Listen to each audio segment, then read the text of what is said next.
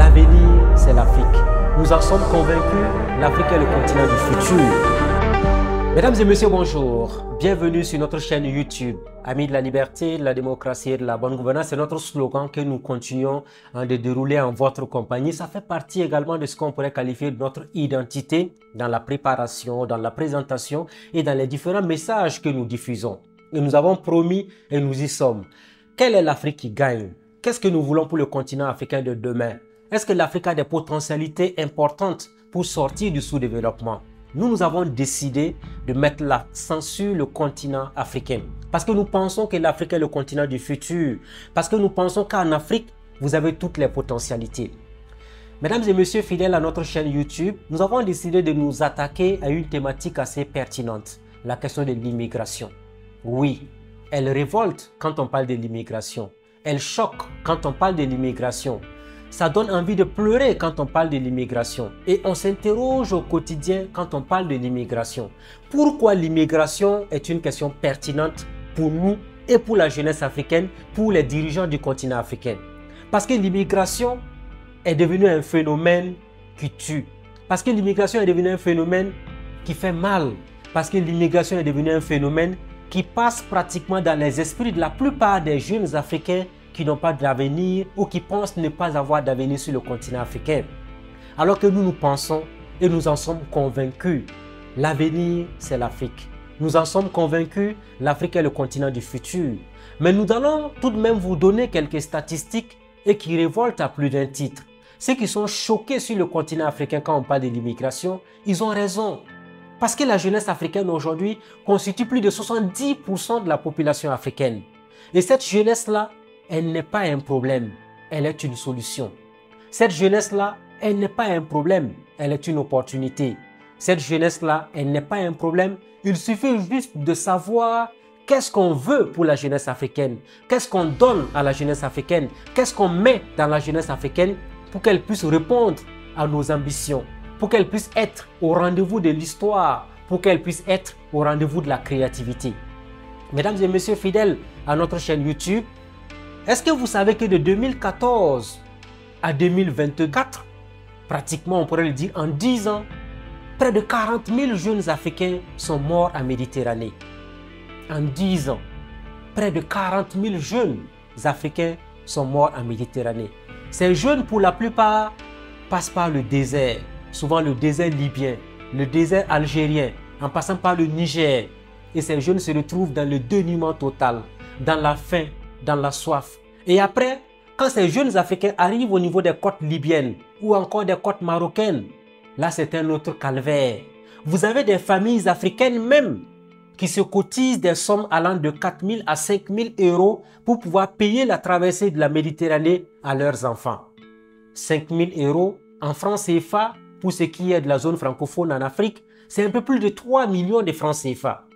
Imaginez une famille qui va mobiliser plus de 3 millions de francs CFA parce qu'on veut tout simplement que le jeune homme la traverse la Méditerranée avec des risques de mort.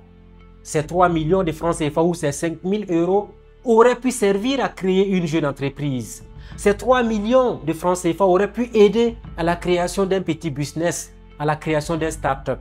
Ça aurait pu créer aussi un petit commerce quelque part en Afrique pour permettre le développement du continent. C'est révoltant de voir aujourd'hui que des familles arrivent à encourager leurs enfants à prendre le désert, à prendre la Méditerranée, parce que ces familles-là pensent que c'est l'Europe ou les États-Unis qui constituent la porte de sortie. Je vous ai dit que de 2014 à 2024, plus de 40 000 jeunes Africains sont morts en Méditerranée. Est-ce que vous savez qu'en 2024 uniquement, plus de 7 000 jeunes Africains sont morts en Méditerranée? La Méditerranée est devenue au fil du temps l'un des plus grands cimetières au monde. L'un des plus grands cimetières de jeunes Africains au monde. Parce que ces jeunes Africains, quand vous les voyez, ce sont des bras valides. Ce sont des gens qui ont la force. Ce sont des gens qui ont l'âge pour se battre, pour réussir, mais qui abandonnent tout parce qu'ils pensent que l'avenir est ailleurs. Et nous devons travailler ensemble à décourager cette manière de procéder. Et quand on parle de l'immigration, ne pensez pas que c'est uniquement les jeunes Africains qui n'ont pas de diplôme, qui vont passer par le désert, qui vont passer par la Méditerranée. Il y a des statistiques qui prouvent que plus de 13 000 médecins, des gens qui sont des docteurs, si vous voulez en français facile, qui auraient pu servir l'Afrique qui se retrouve du côté des États-Unis aujourd'hui. La plupart de ces personnes ont été formées soit au Ghana, soit au Nigeria, dans ces pays anglophones. Mais ces jeunes médecins-là, qui ont été formés avec l'argent du contribuable africain, finissent par prendre l'aventure en disant « je vais servir aux États-Unis parce que je suis mieux payé aux États-Unis ». Non, nous devons créer les meilleures conditions pour notre jeunesse africaine. La jeunesse africaine ne doit pas partir. Nous devons tous être les ambassadeurs d'une Afrique qui gagne, d'une Afrique prospère. Et aussi, nous devons faire en sorte que la promotion de la destination du continent africain soit la meilleure possible. Qu'est-ce que nous n'avons pas sur le continent africain? Nous avons l'or, nous avons le pétrole, nous avons le coltan, nous avons l'uranium, nous avons le coton, nous avons pratiquement toutes les richesses que l'humanité cherche. Et notre jeunesse doit être employée à la création de richesses. Nous devons travailler à la formation des jeunes Africains. Quand nous parlons de formation, c'est de leur créer des centres de formation professionnelle dans l'agriculture, dans l'élevage, dans les nouvelles technologies de l'information et de la communication, dans l'intelligence artificielle, dans tous les domaines que nous voyons se développer ailleurs dans le monde. Nous devons encourager la jeunesse africaine également à apprendre pour ne pas être au banc de l'histoire. Nous ne devons pas être un continent en retard. Non, l'Afrique ne peut pas et ne doit pas être un continent en retard. Nous insistons là-dessus parce que nous avons toutes les possibilités sur le continent africain. Imaginez aujourd'hui, avec notamment les changements qui interviennent un peu partout, vous allez constater avec nous qu'un peu plus de 10% des jeunes Africains ont commencé à voyager entre pays africains.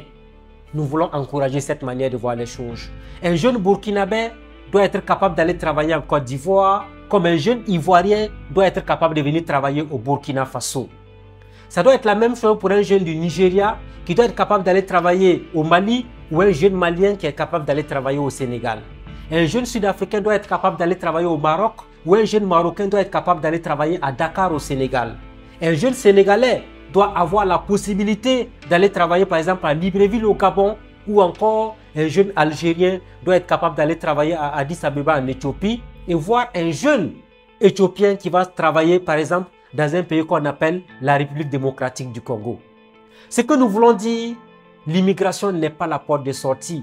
Nous devons travailler à faire en sorte que l'Afrique soit la destination du futur. Et cela est possible si nous avons de grandes unités industrielles.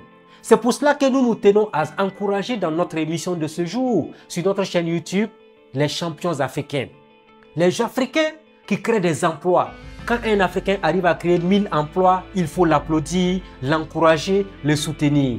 Quand un Africain arrive à créer une grande unité industrielle dans l'agroalimentaire, il faut l'encourager, il faut le soutenir. Quand un Africain crée une cimenterie, il faut l'encourager, il faut le soutenir. Et quand un Africain crée par exemple une unité de fabrication de véhicules, il faut l'encourager, il faut le soutenir. L'immigration n'est pas la solution. Imaginez par exemple ces images que nous sommes en train de vous montrer. Ça c'est en France, notamment dans la banlieue de Paris, où vous avez des Africains qui dorment à l'air libre. Nous avons vu des jeunes Africains en Europe qui sont en train de faire la mendicité.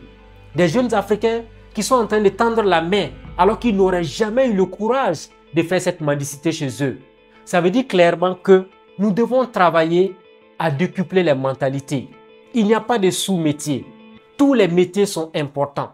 Tous les métiers doivent servir. Et les jeunes Africains doivent arrêter de prendre le désert. Les jeunes Africains doivent arrêter de prendre la Méditerranée. L'avenir, c'est en Afrique. L'avenir, c'est pour l'Afrique. Unissons-nous, créons des possibilités et nous devons briser les barrières et arrêter de mettre des visas entre les pays africains. Aucun Africain ne doit souffrir pour avoir un visa pour aller ailleurs. Entre nous, Africains, on doit libérer les frontières. Et c'est en libérant les frontières que nous allons créer des richesses, que nous allons créer des opportunités, que nous allons créer des perspectives pour une jeunesse africaine résiliente, capable de se battre, capable de relever les défis, capable de construire son continent, parce que l'Afrique est le continent, parce que l'Afrique est le continent du futur.